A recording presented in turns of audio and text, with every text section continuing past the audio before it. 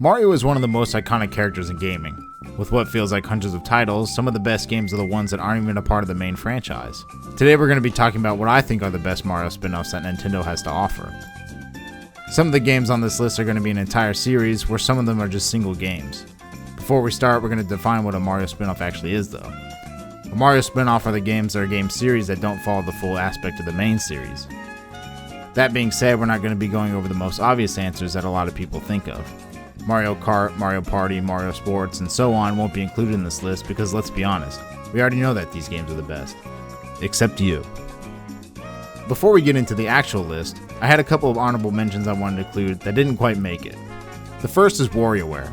I loved these games as a kid and they were so much fun when I played them. It's just been so long since I've played them and haven't played any of the new ones from the last few years. The WarioWare series were a comedy-based game that starred everyone's secretly favorite character, Wario. The levels were fast-paced and consisted of a variety of short games called microgames. They were basically just mini-games that occurred in quick succession with weird objectives. For instance, like picking a giant nose or dodging a boot that was coming down to stomp you. The second honorable mention is the Yoshi Island series. I haven't played any of these since the Game Boy Advance, so it didn't feel right adding them to the list if I didn't have that much knowledge of them. I would also put all the other Yoshi games where he's the main character just for the sake of including them. I've heard really good things about them and hopefully I will make my way around to them eventually. Alright, let's jump into the list. Mario & Rabbids is a turn-based tactical game that featured a collaboration between Nintendo and Ubisoft's Rabbids series to create something as unique as it was crazy. It offered playable characters from the classic Mario franchise like Mario and Luigi, and Rabbids with a funny lookalike to the same characters like Peach and Yoshi. Each with their own weapons and abilities, players could customize their team and assign points and skill trees to get the specific playstyle they wanted to choose. They offered balanced level scaling while you didn't feel too over or underpowered while battling, but still offered plenty of main and side weapons to freely enjoy without sacrificing strength and strategy. Mario & Rabbids was really enjoyable, also giving a fun challenge that made the player strategize each turn and gave that strong, satisfying feeling when completing each level. Like most Mario games, the story was actually pretty decent. It created a strong foundation and is full of wild twists and turns, jam-packed with comedic moments that made for an enjoyable time. Levels have classic elements of turn-based strategies like using walls for cover, while also using pipes to flank around your opponents and using teep jumps and bounce pads to move way past your unit's traditional mobility spaces. Both games offered a co-op option so you and a friend could create chaos together. Kingdom Battle was more linear exploration, following a path to the next area or level, while Sparks of Hope had more of a sandbox feel. Each area was open for you to explore, offering small side events and hidden treasures that weren't in the first game. While Sparks of Hope was fun, I really enjoyed Kingdom Battle a lot more and highly recommend it for any Switch owner. Originally released on the Wii U, Captain Toad's Treasure Tracker is a puzzle platformer game starring everyone's favorite Mario Toadstool. You might have recognized the smaller part of this game from Super Mario 3D World, where certain levels had the opportunity to play as Captain Toad in minigames. While Toad is still as slow as ever, the levels are sized perfectly that makes exploration feel rewarded and not overwhelming. A lot of the level designs are inspired by the features in Mario World. Rolling platforms and touch blocks pose a major obstacle to Toad as you tackle each level in search of power stars. Rotating the levels allows the player to see new ways to explore, and turning the camera while looking at a path from one angle reveals that parts move, sceneries change, and mechanics are altered. Exploring all the hidden crevices lets the player uncover hidden pathways to collect more treasure. The overall levels are small, but each part contains so much detail, often being hidden until you move them around. Every one of these is so visually pleasing to look at, and there's never a lack of dynamic color. With over 75 levels, there's many hours of content that make for something special in each one. While Captain Toad's Treasure Tracker isn't one of Nintendo's AAA titles, it's an underappreciated game to the highest extent.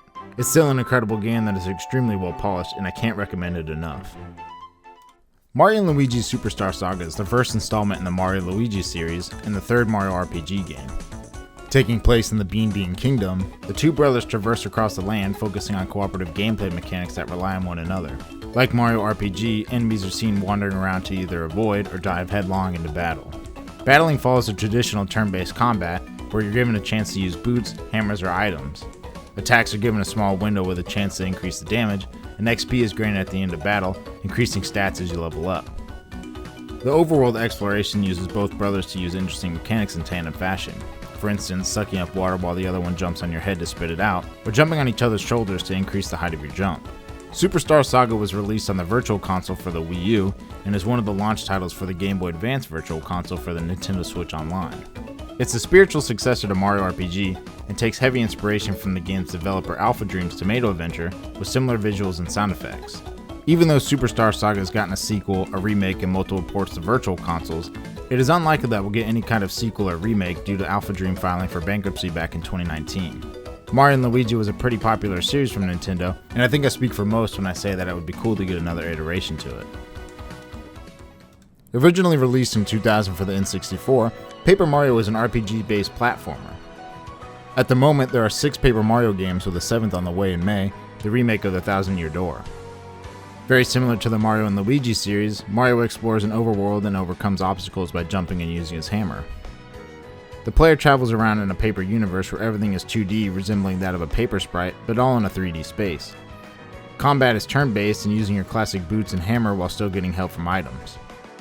The overall series is fantastic. They're beautiful, the levels are unique, and there's something to explore in every part of the world. The real charm of Paper Mario, however, comes from the writing. Interactions with characters are filled with quirkiness, and dialogue is packed with many comedic moments.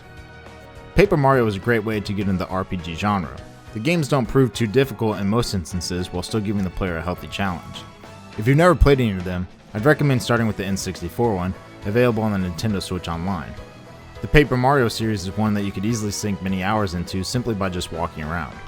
There's surprises around every corner, and it makes it feel rewarding by taking your time and really absorbing everything these games have to offer. From what I've seen, the crowd favorite is the Thousand Year Door. With its remake being released, it's a great way for players to revisit their favorite, since it's not offered in any kind of virtual console on Switch, and it's pretty expensive if you're interested in the original GameCube version. At the top of the list, we have Luigis Mansion. Name a better duo than Luigi and a vacuum cleaner. You just can't. Gifted by Professor Egad, Luigi uses the Poltergust 3000 to cowardly explore haunted buildings, taking on the role of everyone's favorite ghost hunter. Exploration feels very satisfying as you solve puzzles and fight ghosts to unlock new areas of the building you're in. Similar to the Resident Evil feel, a lot of areas have to be revisited as you unlock new items or defeat bosses in different sections. Combat involves sucking up a wide variety of ghosts. Each ghost has its own health bar, and while some ghosts are basic and easy to defeat, others require some sort of trick to be able to suck them up. While each subsequent game adds more combat features, it always comes down to using your old reliable to finish the job. The atmosphere and ambience tie everything together in Luigi's Mansion very well. While not necessarily that scary of a game, the atmosphere is thick and gives the perfect feeling of spooky. On top of that, there are plenty of funny and charming moments that balance out your adventure. Typically, entering a room has the lights off. This means that the room is uncompleted and there's something that must be done to have the lights illuminated.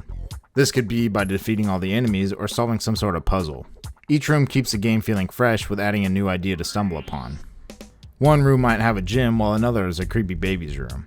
With 3 games in the series, each one of these on a different console, Luigi's Mansion is a fun-filled adventure that is surprisingly fun to replay, especially around Halloween.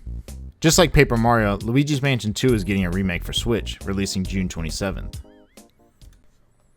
Of course, at the end of the day, like all my lists, this is completely opinion-based. Mario spin-offs are some of the best games out of the entire Mario universe. I'm glad that Nintendo continues to show love to the not-so-main characters and branch out to follow games that don't follow the typical Nintendo formula. Let me know what your favorite Mario spin-off is. Thanks for watching, and I'll see you in the next one. Peace.